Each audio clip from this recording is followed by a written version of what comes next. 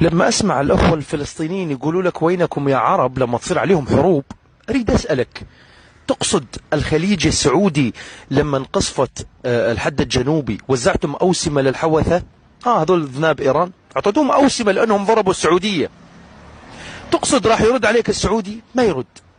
تقصد الإماراتي يلي لما انضربت منطقة المصفح وابو ظبي من صواريخ تأتي من اليمن من الحوثة وأعطيتوهم أوسمة رفيعة، في حين نفس الوقت يلي الحوثة ضربوا منطقة المصفح بابو ظبي كان الإماراتي يبني لك مشفى محمد بن زايد في غزة؟ شلون راح يرد عليك؟ تقصد السوري يلي قتل منه سليماني 1,000,000 شخص ودمر البلد عن بكرة أبيها ولا زالت ميليشيا جبريل ومبريل وفيفيلق المقدوس والقدس يقتل أبنائنا في سوريا ودمشق؟ راح يرد عليك السوري يلي أنت تسمي من قتله شهيد القدس؟ وقفت مع الاحتلال الإيراني ضد السوري، وقفت حتى مع الروس ضد أوكرانيا، الروس اللي دمر السوريين أنت وقفت معاه واحتل بلدنا، لأن الروسيا تقول لي أنهم يهود، اسمعوا عفوا الأوكران يهود. وقفت مع الروسي، ووقفت مع الإيراني، ووقفت حتى مع التركي في قلع زيتون عفرين، واستوطنت بعفرين أيضا، وقفت كل من عادانا. شلون بده يرد السوري؟ شلون بده يرد العراقي أيضا واللبناني واليمني اللي قتل منهم سليماني أكثر من 3 مليون في اليمن ولبنان والعراق؟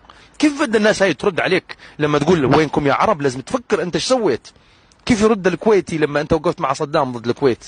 كيف يرد العراقي اليوم حتى اللي تابع لحزب البعث تابع لصدام؟ كيف بده يرد عليك وانت ثاني موت اخر دقيقة مات بها صدام قال عاشت فلسطين حرة أبية، انت ثاني نهار وقفت مع ملالي قم طهران يلي قال عنهم صدام دجال مربع ولليوم تسميهم شهداء القدس؟ لو كان عايش صدام اعتقد يضربك انت 39 صاروخ وليس اسرائيل، لانه اعداء ايران انت اصحابك اليوم مقدسين بالنسبة لك.